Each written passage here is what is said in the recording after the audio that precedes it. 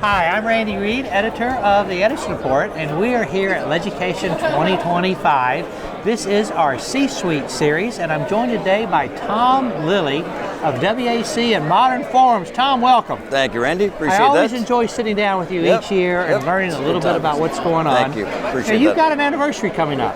We do. We're actually celebrating our 40th anniversary this year.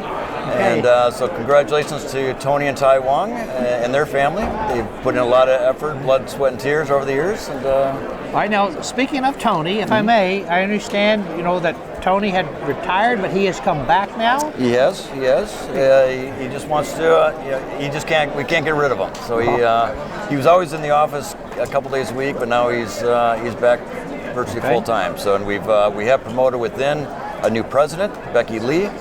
She was our CFO. Now she's a president of the company. So. And congratulations on that. I'm a huge proponent of promoting from within. No, that's, but then you hired from without, and Keith Eagle. Keith Eagle, So what is Keith's role?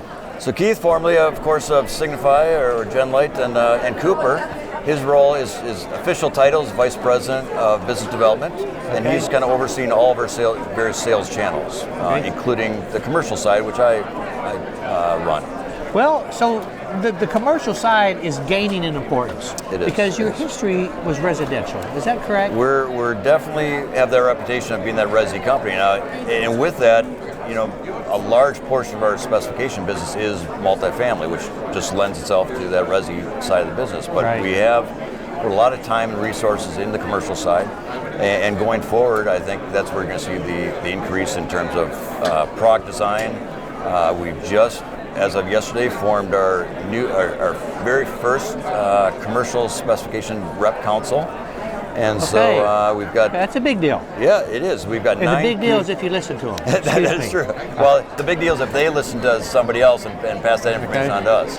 And so, nobody knows it all. And so I think just the collaboration, I think, is really important. So we've picked 9 key areas throughout North America, both medium as well as large markets, from varying backgrounds. And we're meeting a few times a year, including we have a big factory trip this coming fall here. So, and that is to really hear what the commercial side of the business, the specifiers, the designers, and engineers, what they're asking for.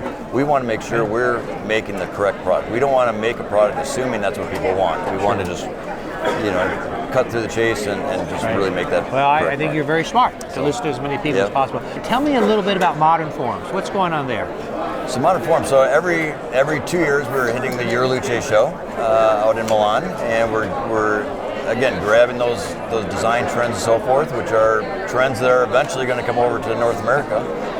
Part of those trends we've seen in the last couple of years is the various materials that are being used, and one of the very interesting materials we're using this year is a basalt and a travertine stone, and it's just the most beautiful. Oh, wow. And we've got wall sconces as well as pendants that are using this stone. We're also going large scale. We're really trying to adhere to that commercial market. So our outdoor product, a huge outdoor introduction. We came out with 80 new product families this year. 80? 80. For Modern Forms? For Modern Forms only. Holy And cow. so our designers have been busy. Definitely been busy. And a lot of large scale items, our fans, beautiful fan designs. Again, large scale.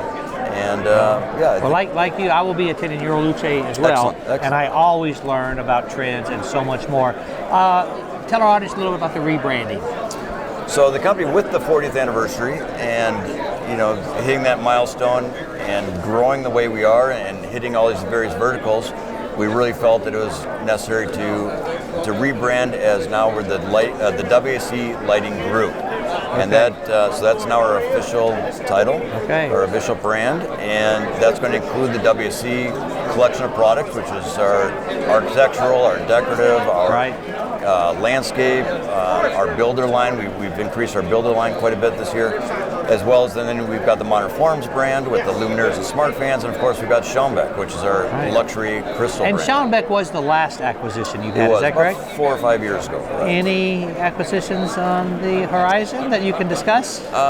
You can ask me in about a year from now. How's that? Okay. Let's talk a little bit about this show, LEDucation. What are you showing here?